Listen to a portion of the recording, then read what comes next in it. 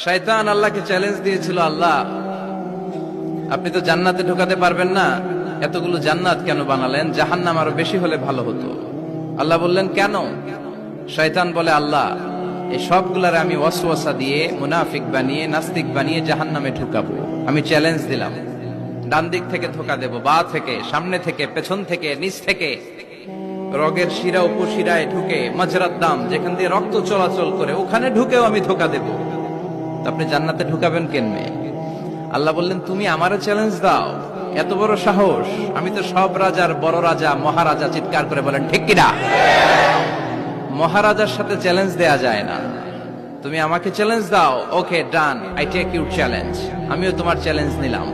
তুমি আজীবন ধোকা দিবা, আজীবন তুমি গুমরা করবা, বেনামাজি বানাবা, জালিম বানাবা।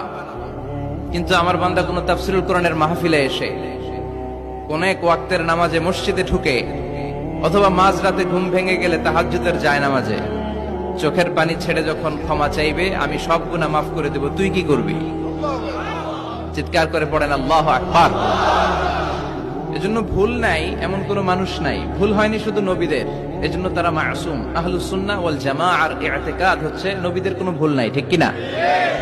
ছোটখাটো যে ব্যাপারগুলো ঘটেছিল সেগুলো আল্লাহ অবশিষ্ট থাকতে দেননি, সেগুলোকে আল্লাহ ঠিক করে দিয়েছেন। চিৎকার করে পড়েন সুবহানাল্লাহ। মানুষ ভুলের ঊর্ধ্বে নয়। কুল্লুকুম খাত্তা, তোমরা সবাই ভুল করো। ওয়া খায়রুল খাত্তাইনা তাওয়াবুন, আরে ভুলকারীদের মধ্যে আল্লাহর কাছে শ্রেষ্ঠ ভুলকারী যে লোক ভুল করার পরে তওবা করে। কার কাছে? আল্লাহর কাছে। আল্লাহর কাজই তওবা কবুল করা। গাফিরিজ যামবি ওয়া কাবিলিত তাওব। আমরা ভুল করব, শয়তান ওয়াসওয়াসা দিবে, আর আল্লাহ মাফ করবে, ঠিক কিনা? কি আল্লাহ আমরা পাইছি, উনি মাফ করার জন্য বসে থাকে 24/7।